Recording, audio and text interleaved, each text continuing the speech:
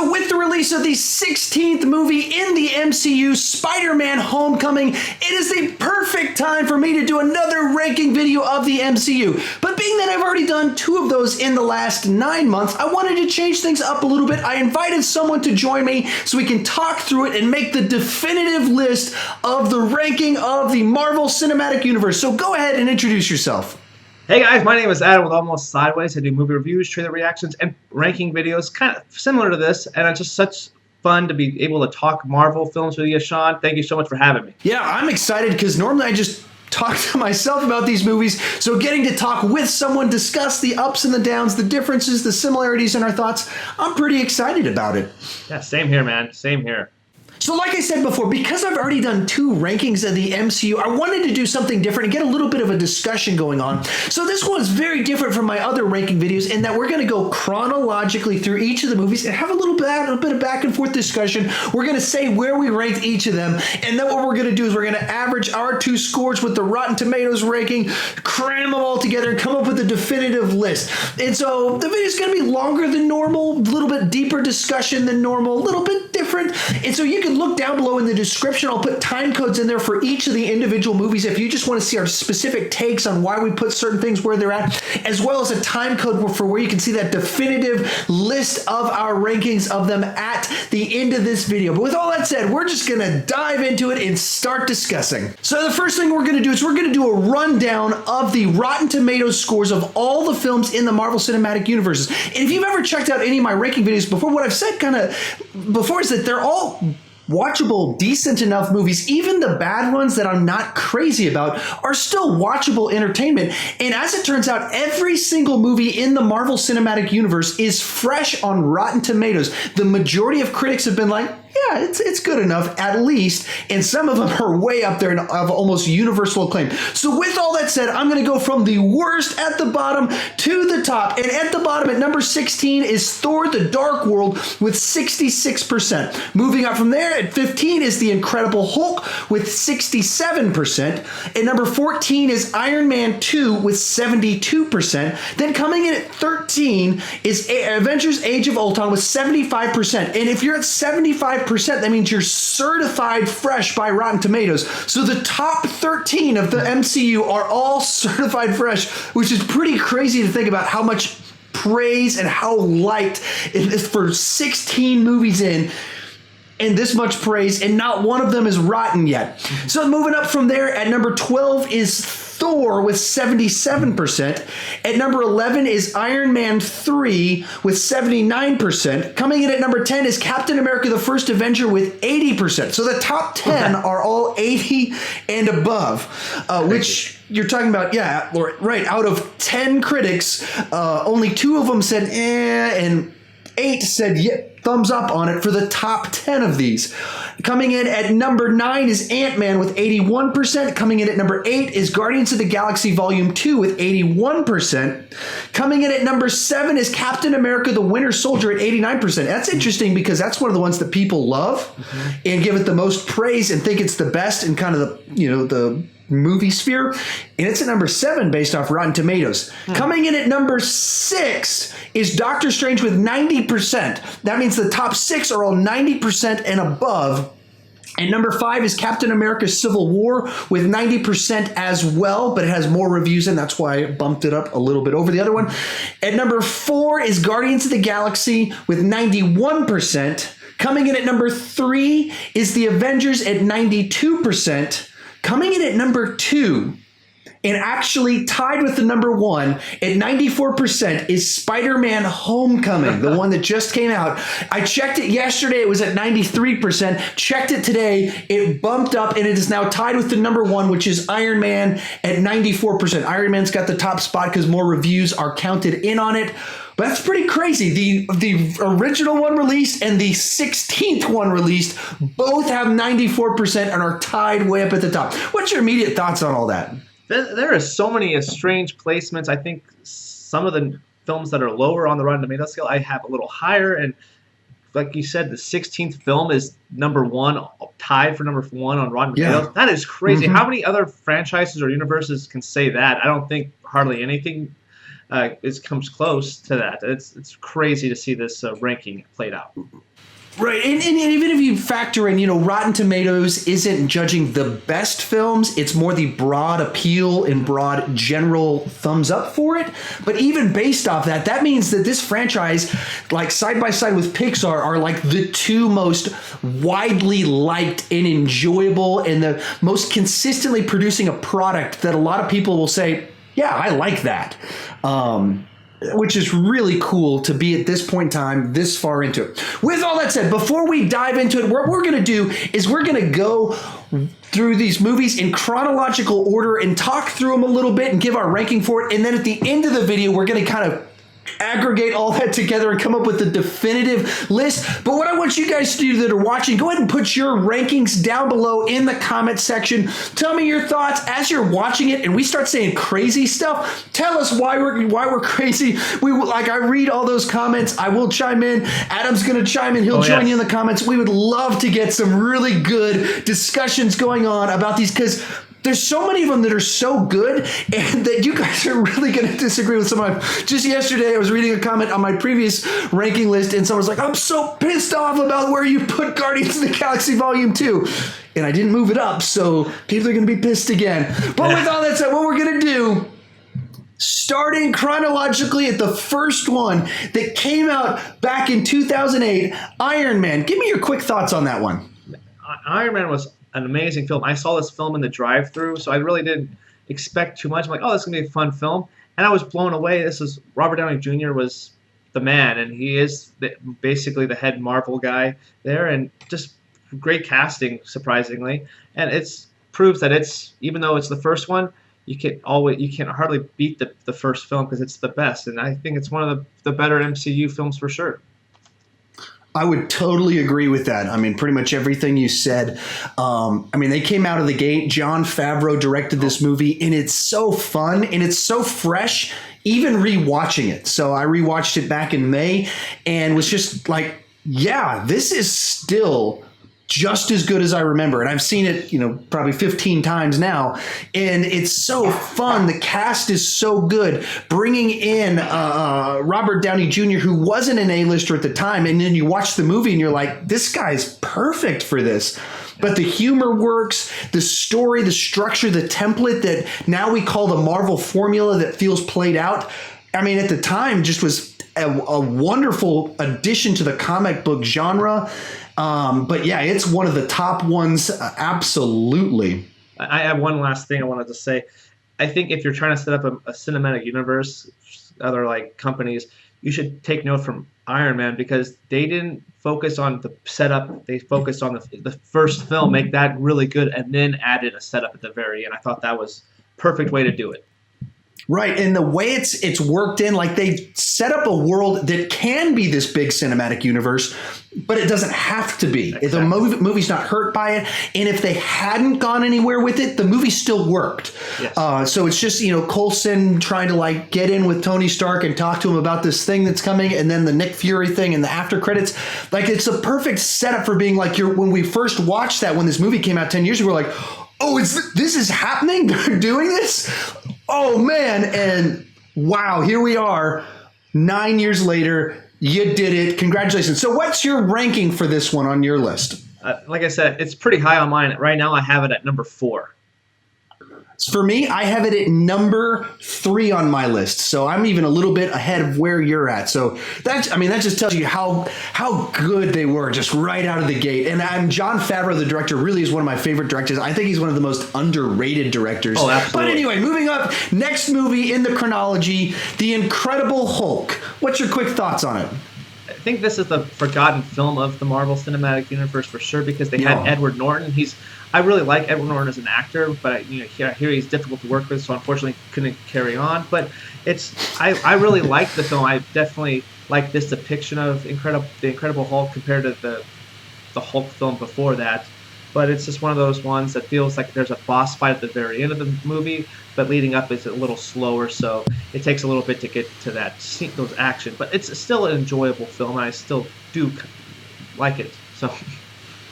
Yeah, I still like it. I enjoy this movie. I've never had any big issues with it, but forgettable is kind of the word. It's kind of by the numbers, and it's a fun adventure while you're watching it, but there's not enough moments that are just great. Yeah. So like the first Hulk sequence in Latin America, it's not particularly memorable. The one on the college campus is kind of okay. And then the boss fight's pretty cool. The boss fight's a good boss fight. Yeah. But when everything else about the movie is just kind of, you do forget about it. And then that's kind of its reputation within the MCU, is it's the forgotten one that's like, oh yeah, that one's out there.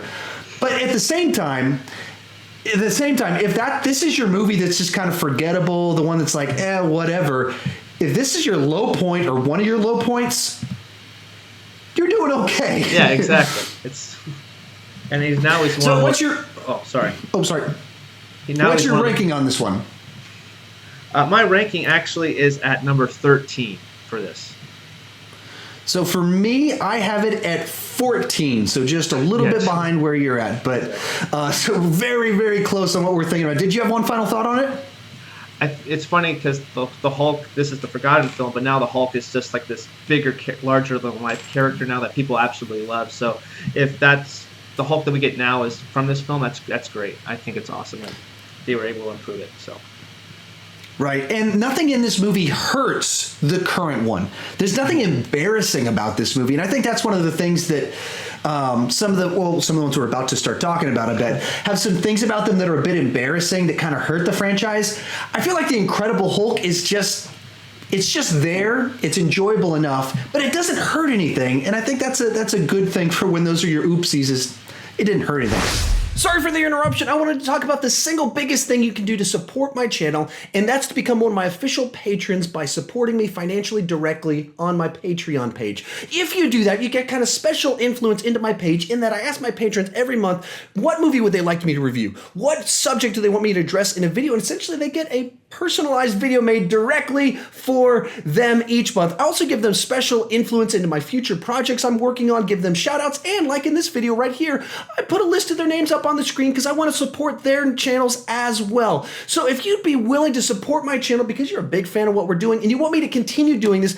please consider supporting me on Patreon. With all that said, let's continue. Moving on from there to Iron Man 2. I'll give my quick thoughts on this one right out of the gate. I think this is where they were first trying to figure out how to build this world. So they did it really nicely in Iron Man 1, and then in Iron Man 2, they're really trying to build up to the Avengers, and you can see they were still figuring it out because this is a cluttered movie.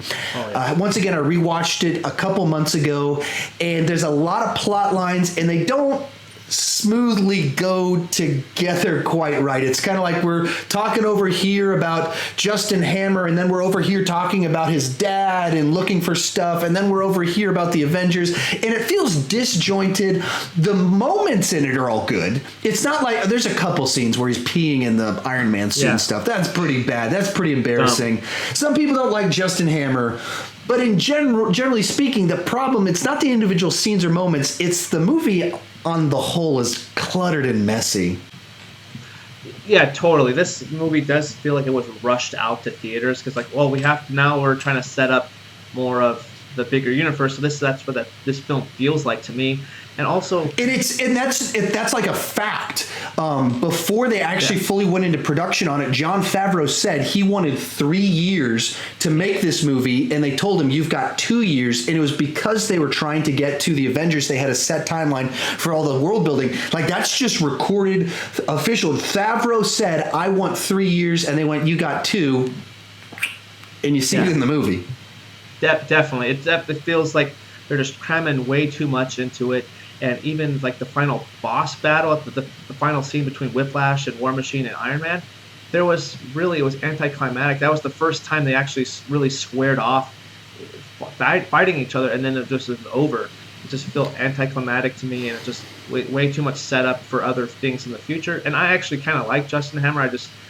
He wasn't the greatest, but he was still serviceable, and I enjoyed him for what he was. But overall, this movie, I didn't care for it as much at all. Yeah. Where did you rank this one? This is actually my number 15. Number 15? It is my number 15. So, perfect. Amazing. Fourth movie in the franchise is Captain America: The First Avenger. What are your quick thoughts on it?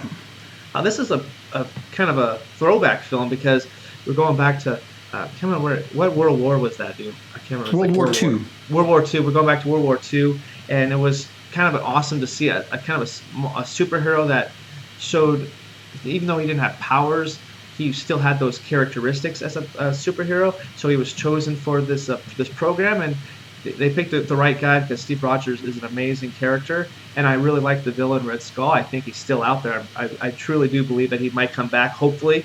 But I really liked the tone of the film. It felt like kind of fairly like not necessarily a nostalgia piece, but it definitely has those moments where it plays off older war films. I enjoy it a lot. It's really good. Yeah, I really enjoy this one too. For me, the first hour of this is one of my favorite hours of the MCU. The second hour when he goes off to war and they kind of have to montage through World War II just to get to the third act, it loses me a little bit. I don't think they handled it as strongly as they could have. But in generally speaking, I mean, I really enjoyed this movie. Great cast once again. I mean, that's all of these movies. You could just say great cast for all of them.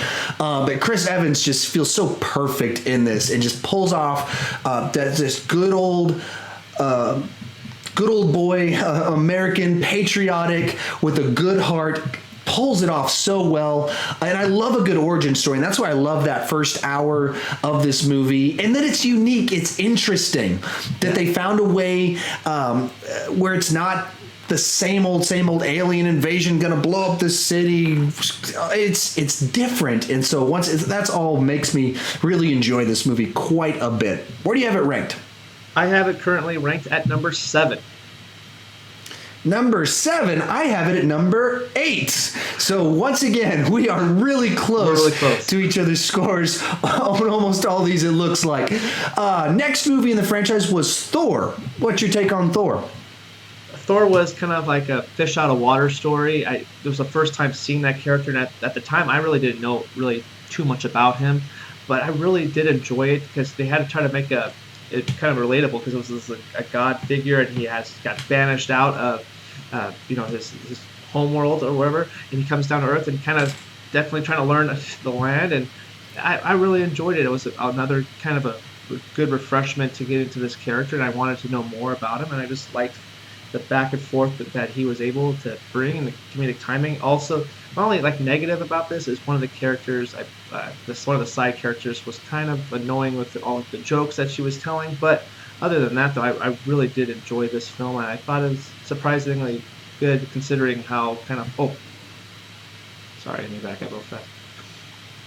I really did enjoy the film, and also I feel like that was the introduction to Loki, and he's going to be the best Marvel villain that we will have, and definitely a good introduction to him, and he's one of the better characters as well. Yeah, so this is one of those movies that on paper doesn't really seem like one that would naturally appeal to me.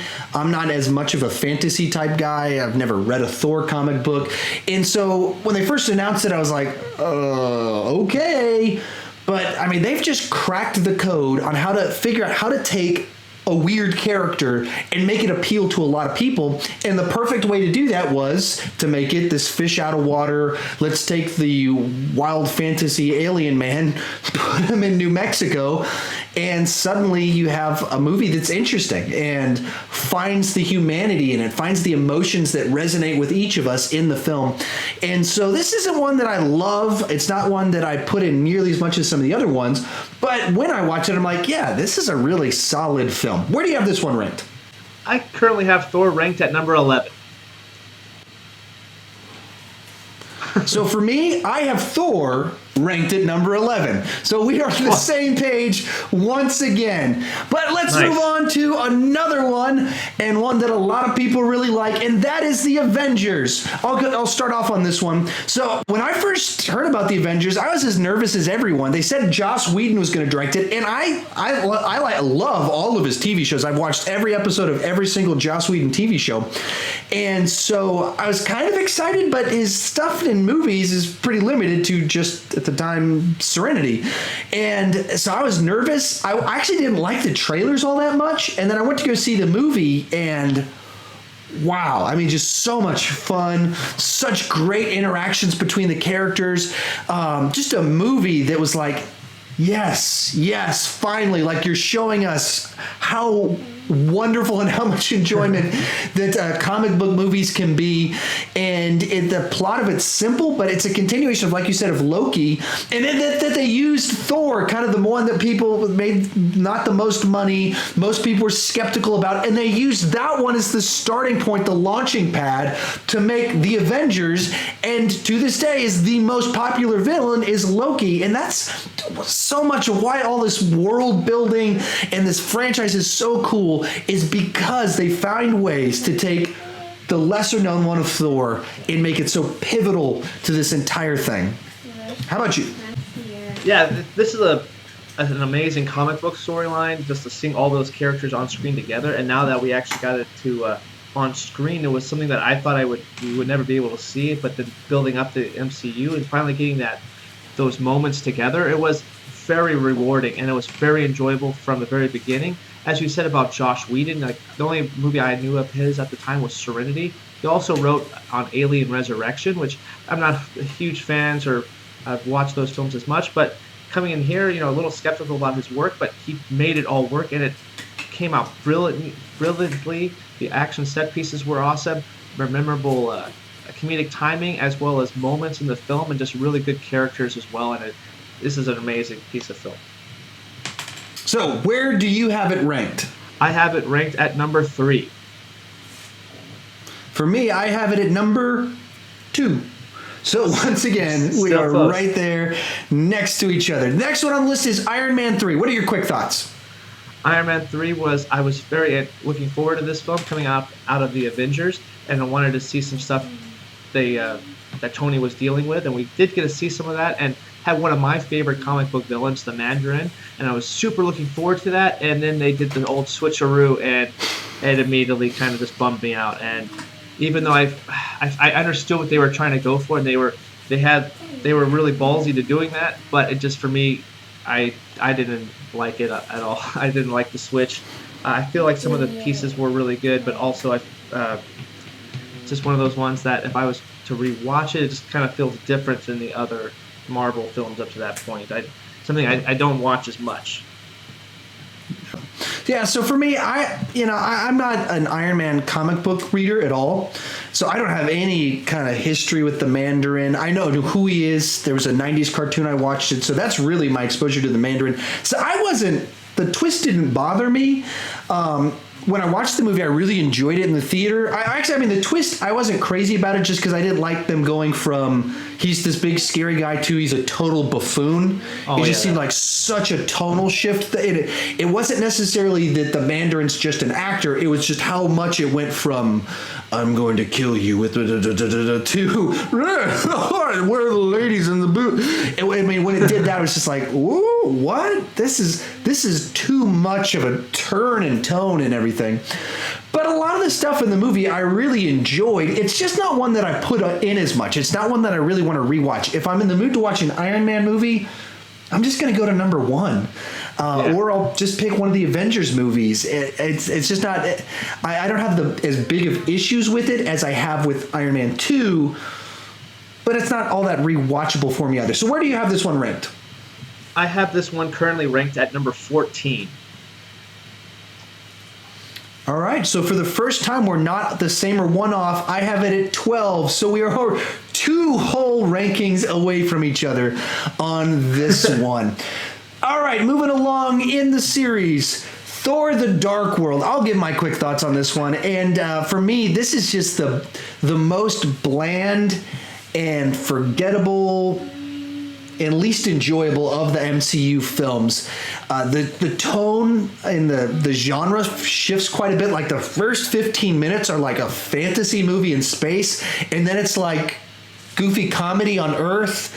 And then it's whenever Thor and Loki are first together and they're like trying to escape on a ship, suddenly it goes into super jokey, quippy comedy out of nowhere, like over the top. Every single line from Loki is a joke. And then it's serious and it's like my brother died. So tonally all over the place. The villain is unbelievably forgettable. Malik, something like that. And that's all you can remember is his name, and you just remember his name to remember that he's the most forgettable, because I can't tell you anything else about him. And then like there keeps being finale after finale, and you just kind of want the movie to be over with. Like, it's not just an awfully made movie, but it is awfully bland. Totally agree with you on this one. I was looking forward to this one because I heard the guys who worked on Game of Thrones were actually making this to make it more of a fantasy epic, and I was like, oh yeah, I really like the show. I'm really looking forward to the movie, and the tone totally switches, and it kind of goes back and forth between a lot of different like genres and elements. It just doesn't work. It's all over the place. It's very bland. Also, the character that I had a problem with in the first film, she's back and even telling more jokes, and just turns me off even more to the film. And the villain, I don't even know, Malekith. I think that's maybe as close I can get, but he is very forgettable, and I definitely don't like his character at all. Just overall, yeah, this is. I'll just start it off. My ranking for this one that's number 16 for sure. Same here, 16. It's the one have the least. I don't have anything positive to say about it. Like I said, it's not an awful movie, but I don't have a single thing about it that was like, I really liked fill in the blank. There's nothing in this movie that falls into that category. So the next one on the list is Captain America: The Winter Soldier. What are your thoughts on that one? This is a complete, like, an amazing sequel to the Captain America First Avenger. It totally changed a different genre. It was kind of became more of a spy, Jason Bourne, espionage type of thriller film, and I really enjoyed it from start to finish. I really liked Robert Redford as kind of this, kind of secretive villain in that film. A really great twist. Captain America gave even more layers of his character and his personality. And from a guy, I really didn't care for Captain America as a character. He wasn't my favorite. I always preferred Iron Man. But after watching Winter Soldier, I was like, no, Captain America is the best superhero. And Chris Evans gave this great performance that you could definitely feel his kind of unsettledness that he was feeling, and you can definitely relate to that. And it was just an amazing film. I really enjoyed with The Winter Soldier. Right, and that's kind of the thing that made this movie so interesting, is that as a sequel, it's such a change from the first movie. If you were just thinking about the normal way we think about sequels, the normal way we think about follow-ups, but it's like they're playing a different game from us. They're just so far ahead of us in their thinking that they made a movie that, in the scheme of his journey as a character, makes total sense to go in this direction and take a character that suddenly awakes in a very different political climate, in a very different time, with very different values, and he doesn't line up with this new world. And so all of that just makes for an interesting setup, and bringing new characters into it with the Falcon, and then finding a way to make Black Widow more interesting and integrate her into a central part of the story. Just so many things about it just made for a really cool movie. And once again, to kind of what I said about the first Captain America movie, I'm so happy that we live at a time where movies with such diversity within the genre of comic book movies can exist. That we have the World War II one, and then we have the political thriller one, and all the other stuff that we have in this universe that we'll get to even more craziness in the next one. So where do you have this one ranked? Well, I have Captain America ranked at number 1, Hail Hydra. Woo!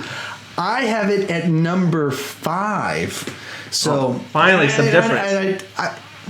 Yes, finally some difference. And to the people that have it way above me and think I'm crazy, I understand. You can try and convince me. So the other ones had something magic to me when I saw them. There was some nostalgia. There was something about the event of seeing the ones that I have above this one.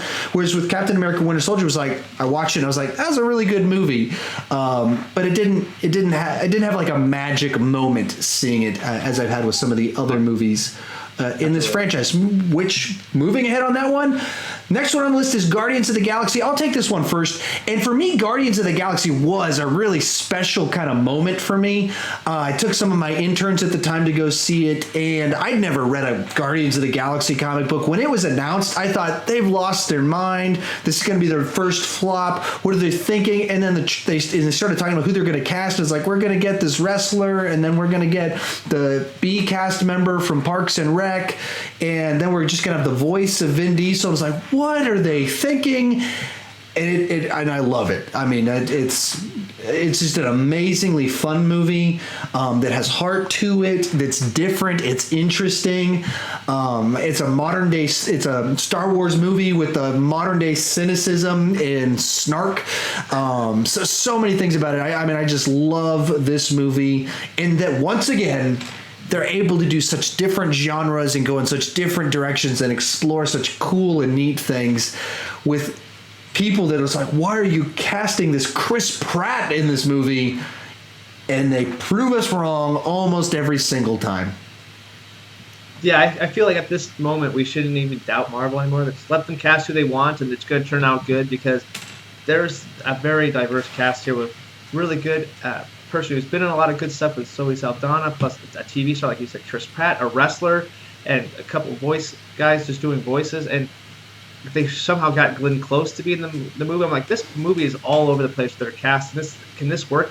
Can a talking tree and a talking raccoon, could those actually be good characters in this movie? What the heck are the Guardians of the Galaxy?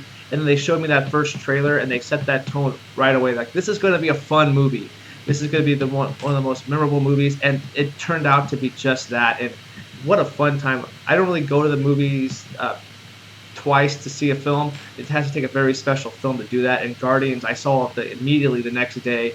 What a special film that it's just this comes across as just a fun time at watching a film. And I love the soundtrack. Every song they picked was great, and I was really attached to Chris Pratt. Now he's like a huge star now. This is a great film. Yeah, and so I took my interns to go see it right before we left to go on a week-long trip to the Navajo Nation and do some service work there. And all week long, we were quoting the movie to each other. And when we were driving back, we almost like, I almost took him a second time to go see it, and it didn't work out. It was like, all right, this is a really bad idea. We're way too tired to do this, but so tempted to do it because it was so good. Where do you have this one ranked? I have this ranked at number 2. I have it at number 1 on my list, so we are very close to each other once again. All right, the next movie on the list in the chronology is Avengers Age of Ultron. What's your take on it? Well, Age of Ultron was another film that they were setting up all these characters, and obviously the hype from the first one to the second one was even bigger, and they brought in Ultron, what's going to be a very menacing villain, and a lot of the trailers came across really good, and I really do like it. I do have some issues with, some of the setup for other films that they didn't really focus entirely on this story. I feel like they were just kind of setting up for the other characters' films as well. That's not necessarily Joss Whedon's fault. That's definitely what Disney wanted to put in there. But overall, this is it's a decent follow-up to the first Avenger. I don't think it captures the same exact magic as the first film, but it's still fun, and I really do like a lot of the set pieces, and there's a lot of good humor and good character building as well. So that's my quick thoughts on that. That's all sounds pretty much exactly what I was thinking of. It's still really good. It's still really fun. There's a lot of, just great action sequences that are right on par with the previous movie. Still a bunch of actual solid humor that got huge laugh out of my theater. But some of the magic's not quite there. I thought that was really good. That's a good way to put it. Just that some of that spark that you had in the first one's not quite there. And then the other big problem being that there's a little bit too much world building. The Iron Man 2 problem was present here as well. Of you can see them going, all right, this is where this is going, so we got to put this in here. We need to have a scene here, and which makes for good world building, and it doesn't make for a better movie. Where do you have this one ranked? I have this ranked at number 10. So I have it at number 10. Oh. So, man, it's a little scary how similar some of these are. Yeah, Next exactly. one is Ant-Man. Ant-Man for me was a interesting film because a guy who can turn into an ant, a guy who can use ants to help his cause or whatever. This is the film that's going to make Marvel fail. There's no way that this film is even going to come close to being good. But Paul Rudd's in it, and Michael Douglas is in it. Okay, I'll still watch it. I'll gotta be in the theater, and it turned out to be great.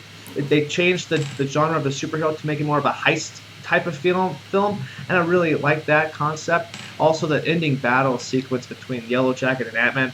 What a memorable scene! The Thomas the Tank Engine stuff. It was it was surprising how awesome it was, and it teased what could come in the future with this character, and it made me excited about what next installment about this character, what's in store for him. And one last thing, Baskin Robbins always finds out. Right. What I loved about this one is that, same as what I've said before, it's different. They found the uniqueness of it. So as you mentioned, the genre shifts to a heist movie, but it's not just that it's a heist movie, it's also the way the humor's done. So all the Michael Pena storytelling type stuff, that's a unique thing to this movie, that they found something interesting that fits for this movie, to where a movie starring Paul Rudd, and there's someone funnier than Paul Rudd in a Paul Rudd movie, and it's not because he's not funny, it's because they found the right way to move the pieces. And then likewise, they found visually a way to make it interesting.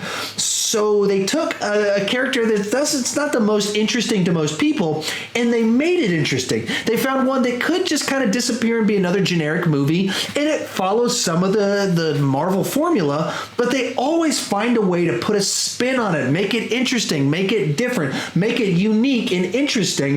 And that's where I love what they're doing with so much of it, because of that way that just you watch it, and this one has stuff about it that I go, oh man, I'm in the mood for that one, or I'm in the mood for that one. And they found a way so that Ant-Man is a movie that I'm often in the mood to watch. No, right? So where do you rank Ant-Man?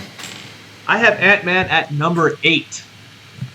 Number 8, I have it only at number 9 on my list. So once again, we are right next to each other. But yeah, and actually my final thought on this one is I really enjoyed that it wasn't a movie that was swinging for the fences. It wasn't a movie that was about the world needing to be saved. It's not trying to be the best movie in the MCU. It's just trying to be a really good Ant-Man movie. And so the fact that it's like number 8 or number 9 isn't in any way a negative on it. It's just like, yeah, I mean, some movies got to be there, and this movie perfectly is the movie it's trying to be. It's not like, I mean, a lot of people talk about the Edgar Wright stuff and how much better it would have been if Edgar Wright had directed it. And I kind of can be like, yeah, Edgar Wright's a better director than Peyton Reed. But at the same time, I go, but what needed to be improved? Doesn't make for a better franchise. It doesn't really interest me all that much just to be like, whoa, it's got the weird uniqueness of Edgar Wright in his style. Like, I don't need that. I don't think it suits this story to do that as part of this franchise. And so I get where people are coming from. If it was a standalone Ant-Man movie, absolutely give me the Edgar Wright one. But I totally get why they did what they did, and I'm for what they did. Exactly. There's always going to be that comparison, unfortunately. Like, well, what would Edgar Wright have done? But I like this version. Now talking about it now with you, I kind of wish I would rank it higher because I enjoyed it. It's bringing back to the first time I watched it. It's just a lot of fun as well. So it's a really good, it's a good movie. Right. And that's what makes so much of this so much fun. Is like, as we're talking about some of these, I get excited. Like, yeah, man, I wish this one was higher in my list. And then I think, which one would I move down? And I go, I don't know. But depending on my mood, any of these could move up. Or most of these could move up depending on my mood. With all that said, our next one on the list is going to be Captain America: Civil War. What's your take on it? Well, Civil War was kind of, in my head, was like, oh, this is Avengers 2.5 in a way. But in a way, it's kind of is, because it's a bunch of different Avengers characters. But it's also one of the most popular comic book storylines. And I necessarily didn't read the comics, so going into this, I'm like, okay, they're gonna be fighting each other. What the heck's going to come? What's going to happen? Then all of a sudden, General Thunderbolt Ross from the Incredible Hulk shows up, and he's basically making these accords. And this is the film that I feel like there's consequences to people's actions. Obviously, how they handled Avengers 2 and those situations that happened there, they're going to play a key part into what's happening in this film. And I feel like that was just kind of another element. It's like we have to think about how we handle things. We just can't just go in guns blazing or try to stop the threat. There's civilians who are in danger if we do something wrong or careless about it. But then it also gives you a layer where you're seeing some of the most popular characters that you have loved to see on the screen and grown attached to, and you see Iron Man and Captain America fight each other. But you're also introduced to newer characters that you immediately are you want to know more to, like Black Panther and Spiderman. And you also saw some depth from Scarlet Witch and Vision. It's just a really compelling, fun film, and it's one of those ones that it gets you excited, especially that airport scene. It was amazing. Yeah, for me, the thing that just kind of gets me excited about this movie is that they found a way to have real drama where each side in it has a core set of values and a core understanding of what's best for the world, what's best for them as a group. And that's why they're doing what they're doing. It's not that any of them disagree on what's best. Everyone thinks what's best is that people don't die. And so they're trying to find the best way to do that.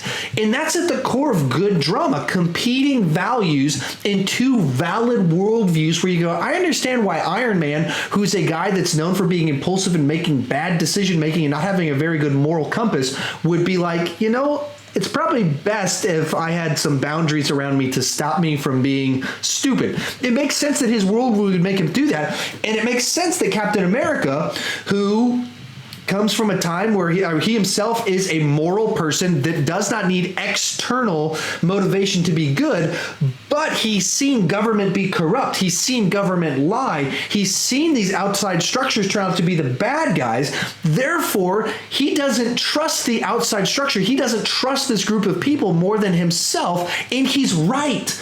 That's interesting because it's real drama, two worldviews that you understand totally where they're coming from. And that to me is what made this movie really work and be like get me excited thinking about it. Somewhat in the execution of it, they pulled their punches too much. They didn't make the stakes high enough. But when that's your biggest complaint about a movie that brought this many characters in, had serious real drama, conflict, and, you know, bring Spider-Man into it and just kind of like fantasy of seeing that fight of all these people fighting each other at the airport. If the big complaint is, yeah, someone should have died. Yeah. That's not too bad of a complaint. That's kind of my complaint too. I wish there would have something like this. They're obviously fighting each other. I wish it's kind of morbid for me to think. I wish I would have seen somebody die, but well, I guess I don't know. Anyway, but that is a complaint, but it's not like it's a flaw of the movie. The movie is executed really well, and it's just something that I would have liked to seen that stake raised a little higher. Right. So where do you have this one ranked? I have this ranked at number 5. Number 5. And I have it at number 4 on my list. So once again, just that much off. Okay, so the next one that came out was Doctor Strange. I'll take this one.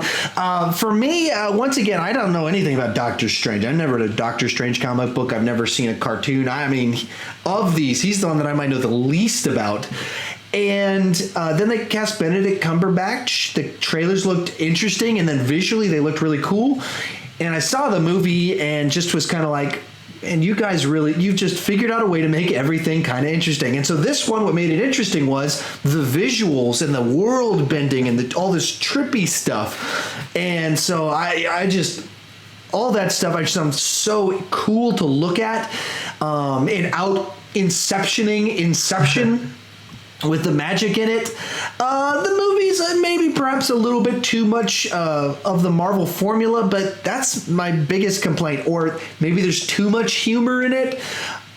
Once again, if these are our complaints, I don't see those as big. They're not big issues for me. Oh, yeah, totally. I'm kind of like the same thing with you. the casting of Benedict Cumberbatch was very interesting. I'm like, oh, well, he could do a good job. I'm not sure. I'm not really familiar with the source material too much. I know he deals in magic and different time warps or whatever. So could this work? Could this now be the one? Nope, it's not the one that's going to ruin Marvel, because Marvel pulled it off great. They were able to, like you said, out Inception, and it was very cool to see all the different visual styles, especially on the big screen, because that was something that's like my mind was having a hard time. It's like, how are they doing this? This is crazy. Also, Mads Mikkelsen as the villain, I thought for being a kind of a, I really liked him as an actor as well, and having him in the Marvel Cinematic Universe was a really great choice. Even though his villain character was maybe not the best overall, I just still enjoyed like what he was able to bring to the universe, and just all these different like time changes and all these different like slow motion and turning back time and all these different things. It just left my mind wanting to see more and see how far they can actually go with this. And I'm going to be very excited when Doctor Strange actually meets some other characters in this MCU. It's going to be very interesting to see how he can kind of interact with those characters as well. So where do you have this one ranked? I have this one ranked at number 6. And I have it at number 7. Man, we are... All right, yeah, it's just so close to each other. So we are getting awfully close to the end. We got 2 left. Guardians of the Galaxy Volume 2. I'll take this one again. So for me, I have Guardians at number 1. So I was so excited for Guardians of the Galaxy Volume 2. The marketing for it was really good. I mean, one of the best trailers that came out last year. So I was so excited about this movie. And in the realm of YouTube-y type stuff, the video on my channel that has the most views is my trailer reaction to the Guardians of the Galaxy Volume 2 trailer. I thought all these were signs I was going to love the movie, and it kind of broke my heart. And I know a lot of you guys watching this loved it. I know absolutely some of this it just absolutely worked for you. For me, I thought it was really funny. I thought the character moments, for the most part, for most of the characters were amazing. Some of the best character arcs for individual, like the subplots, were great. I mean, Yondu, some of that stuff. But the 2 main plot lines about gold people wanting their batteries and about Ego and his evil schemes, I did not like either one of those plots. They just did not work for me. The battery plot line just felt like, this feels like a generic throwaway plot line for a TV show, that our characters need to learn a lesson after stealing batteries. It's like, and then on the main one, I just felt, well, the movie in general felt awfully cruel for the Marvel Cinematic Universe, and just the way it treated the characters, and having baby Groot kind of being tortured by some people, watching people's friends being killed and thrown out to space right in front of them, and just the whole Star-Lord plot line of a person without a father searching for their father, finally finds them, only to discover that, or then think that they're amazing, only to discover they're actually like the devil. All that is so cruel. And then the Twist Mother stuff, I mean, just a cruel direction that I need to rewatch it to see where I finally sit on it. But most of my thoughts on it are just negative.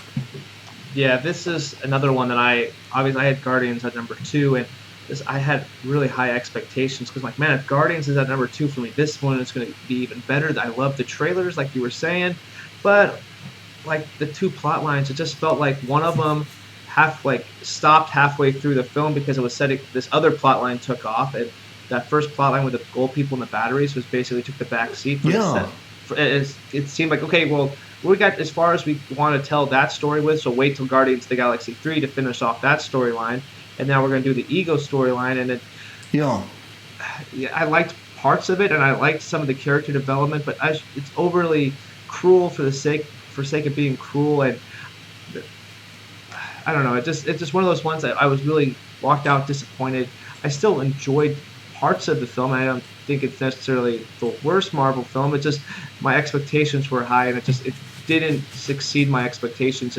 I walked out knowing that Yeah, it was okay. It wasn't. It was. I would have a lot more negatives than I have positives about this film. I thought. I don't know. It was definitely extremely funny. It was definitely one of the probably one of the funnier uh, movies in the Marvel Cinematic Universe. But if that's the main positive of the film, that's not something to necessarily be proud of. I don't think anymore. Yeah. So Yeah, and I think this is the most disappointing Marvel Cinematic Universe movie for me, to where my expectations were at and where it actually delivered. There was the biggest gap between the two of those. Where the first Guardians of the Galaxy was one of the biggest surprises. I was expecting here and end up here. Guardians I was expecting here. It didn't need to be as good as the first one, but then it was actually kind of down here. And it's like they did a great job at telling two stories I didn't want to hear told. So that's a good point. they like, you take two stories that I'm not interested in the gold people. I don't like this stuff, but the ego stuff. But they found ways to have so much humor, so it's engaging. They found ways to have character moments that worked. And so if only they'd had a better plot. And also say this, so the director writer James Gunn is known for making some really violent, cynical stories. And that's kind of, he gravitates towards R-rated stuff and mean-spirited stuff. That's just kind of the way he did. I mean, so he had a movie that he wrote this year called The Belko Experiment that's about people killing each other in an office. Yeah. And he did Dawn of the Dead and Super, which is a really violent anti-superhero type movie. And when you watch this movie and you think about it from that perspective of, on the first Guardians, Disney's reining him in. Kevin Feige's reining him in. That movie's a big hit. And normally you give them more freedom. And I don't think it was for the better. I think the tension that you get between the weird, cynical guy that makes rated R movies with a weird sense of humor being balanced by the studio people that are like, no, this has to work for a lot of people. That tension gave us something great in Guardians, and when they gave him a little bit too much freedom here, it just seemed to get meaner than it needed to be. Yeah, I definitely agree with that. I think one of the things I immediately realized, like, Rocket Raccoon was one of the more popular characters from the first film, and he just came across as the biggest jackwad. Yeah. He was like, I liked you before. Now I don't even want to. I don't. If you died in this film right now, I would be okay with it because I don't care about you anymore. You're just being a jerk for being a jerk, Yeah. And also Baby Groot, they're like, oh, we have Baby Groot, and he was just basically picked on the whole entire movie. You had Drax the Destroyer. A lot of his comedy elements were basically making fun of kind of Mantis about the way that she looked, and maybe it came across, maybe it's charming, but it was just another part of it was like, are these characters just trying to be as mean to each other as they possibly can, and as well as Ego with what he reveals to Star-Lord as well. It's like these characters are just becoming a little unlikable. It's really sad to me. And if you like the film, I'm happy for you, and it's just our opinion on this, and I understand why people have it higher, and I'm glad you guys like it, but for me, it's just I can't get it even near my top 10. Right, and that's for me. I think I can understand why people can have it that high. I think I can. At the same time, I just look at that gold people plot line where it's like Rocket decided to steal something from them, and therefore they're angry, and he knew they were going to be violent and go after them. Like, I just take that plot and I go, they're just unsympathetic. I'm not rooting for my heroes anymore, and the villains aren't villainous to me. I don't look at them and go, oh, those evil bad guys, I want them to lose. I go, someone stole from them. Yeah, exactly. And you've created a scenario where they're supposed to be rough around the edges and they're not good guys. I mean, I get all that, but the way this played out just makes Rocket this petty moron that put all of his friends' lives in jeopardy. Mm-hmm. So where do you got this one ranked? Well, I have this one ranked at number 12. Just like I did like parts of it, I'm putting it there because there's things I liked, but overall it's just I can't get any higher than that. That's just the highest I can go. Yeah, for me, I had it at number 13. So once again, right next to yours, but even lower. Yeah. And seriously, for people that are watching this that are angry about it, pissed off that we have it ranked so low, convince us. I mean, try and tell us why that didn't bother you. The stuff we pointed out. I mean, if you want, you can just call us idiots. I mean, we don't really care. Doesn't hurt our feelings or anything like that. But it's a little bit more interesting of a conversation if you tell us why. With that said, moving on to the final one on this list, the one that we watched last night that kind of prompted making this video. I guess it did prompt making this video. Yeah. Spider-Man Homecoming. Where do you got it? Okay, Spider-Man Homecoming. What's your take on it? Yeah, Spider-Man Homecoming was definitely one of the most anticipated films for a lot of people. It's finally the first film with Spider-Man in the Marvel Cinematic Universe getting its own solo film. And I liked the character. I thought Tom Holland did a really good job giving a good performance as the young Peter Parker, because previously we've seen 30-year-old men try to be this character, and it doesn't work so well. But having a guy who looks like he's in high school and gave a really kind of high school related performance. And this definitely came across more of a movie geared towards the high school audience, which is fine. And there's funny elements in it. I don't think the jokes for me hit as well as they could have.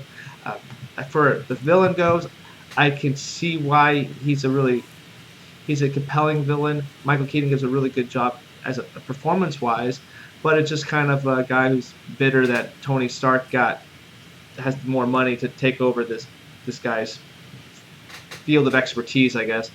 I kind of walked out of this film liking it. I think I enjoyed it. I enjoyed watching. I thought the action was really done well, but there was just something I still can't figure out why I was left a little disappointed. Maybe I just couldn't relate to it as much, even though I was having fun watching it. It's just one of those weird things for me. It was hard for me to do my review and do a rating for this film as well. Yeah, so I really liked it. Same thing as I've said before, just they found a new angle for the MCU, and it's a high schooler joining the MCU. And they found what makes that interesting and fun and unique in that it's like Sam Raimi's Spider-Man very much was kind of this outdated understanding of what a nerdy teenager's like. It's more like what a nerd from the 60s is like, which is the comic books. And so it works within the world of the movie, but it doesn't feel like Tobey Maguire never in any way. That high school did not feel like what a high school was like back in the year 2002. Whereas this movie, we're watching it and I was like this is the quirky, weird stuff and the jokes and, like a modern day high schooler that's about to go meet the Avengers is going to make a video about it. That's what they're going to do, and they're going to film it, and they have all these weird conversations, and it just felt like a high schooler, and I really enjoyed that about it. And what I think makes the Vulture interesting, while in certain ways he feels like a typical Marvel villain that's in certain ways might not be as fleshed out as you might want.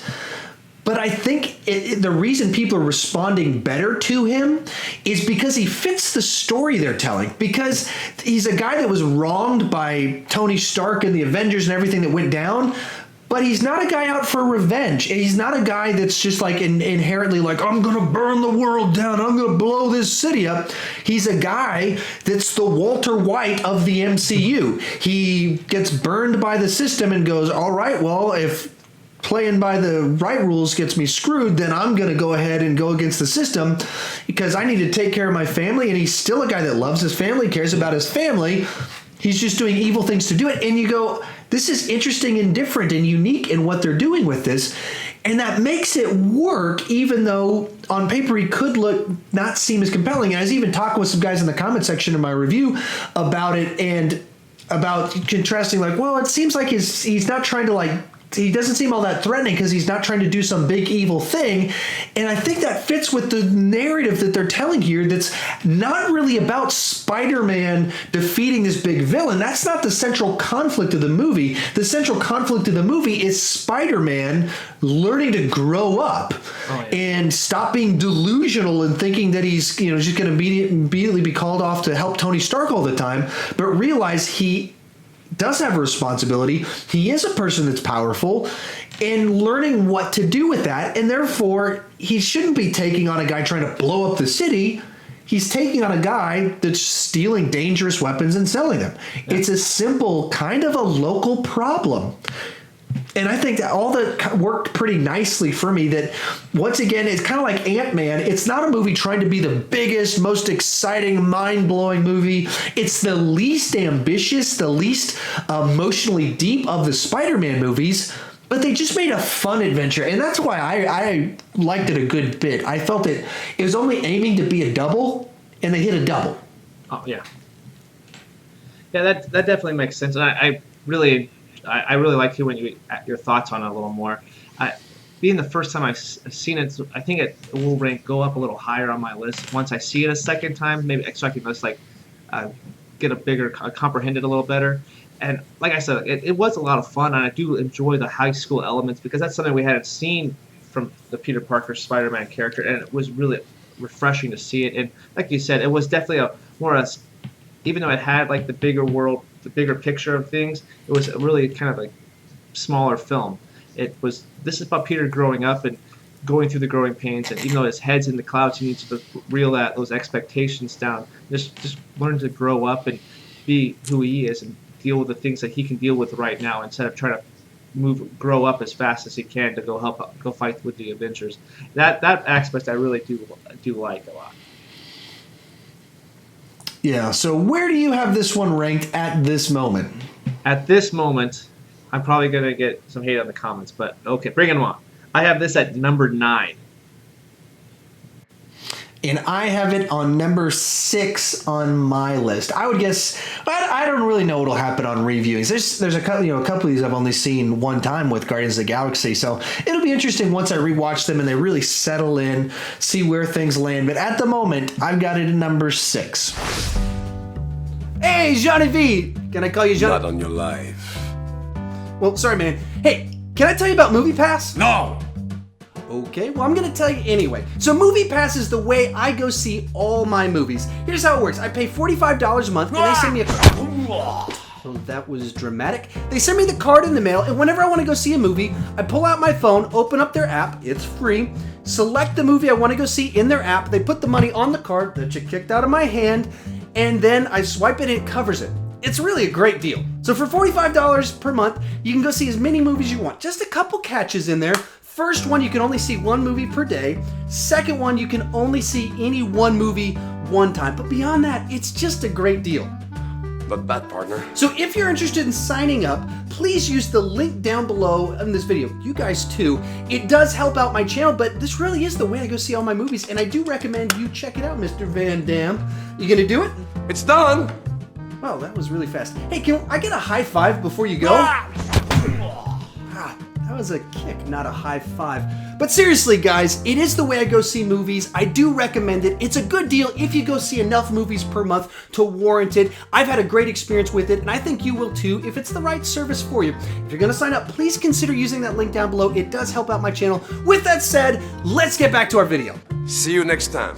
Alright, everybody, so there's our discussion of all 16 movies in the Marvel Cinematic Universe. So I took a little break just there, and basically what I did is I took my ranking, and I took Adam's ranking, and then I took the Rotten Tomatoes ranking, and I averaged them all together, crunched all the numbers together, came up with the definitive ranking, factored through many, many people.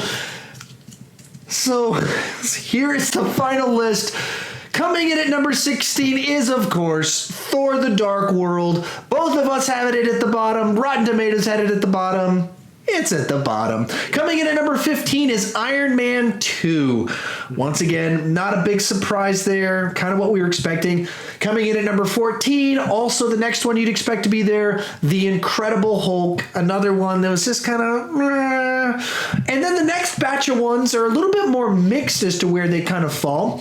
At number 13 is Iron Man 3. So, kind of interesting where that one fell. Coming in at number 12 is Thor, the original film. Coming in at number 11, moving up from our two lists, is Guardians of the Galaxy Volume 2. We were pretty down on it. Rotten Tomatoes brought it up just a little bit to make you guys in the general population happy. Sorry we didn't like it more. Sorry. Coming in at number 10 is The Avengers Age of Ultron. So that one, the Rotten Tomatoes score actually brought that one down a bit. Coming in at number 9 is Ant-Man, and that lines up pretty well with where both of us had it, so that one lines up pretty nicely. No big shift there. Coming in at number 8 is Captain America, the First Avenger, and that's right around where we had it as well. Coming in at number 7 is Doctor Strange. Once again, that's right around kind of where we had it at. Yeah. Coming in at number 6 is Spider-Man Homecoming. And so once again, some numbers that are it's a little bit higher from where you had it, and quite a bit lower. So it averaged out all of ours because you had it at 9. Rotten Tomatoes has it tied for number 1, and I had it at number 6. So it kind of averaged out pretty nicely there. Yeah. At number 5 is Captain America: Civil War. Coming in at number 4 is Captain America: The Winter Soldier.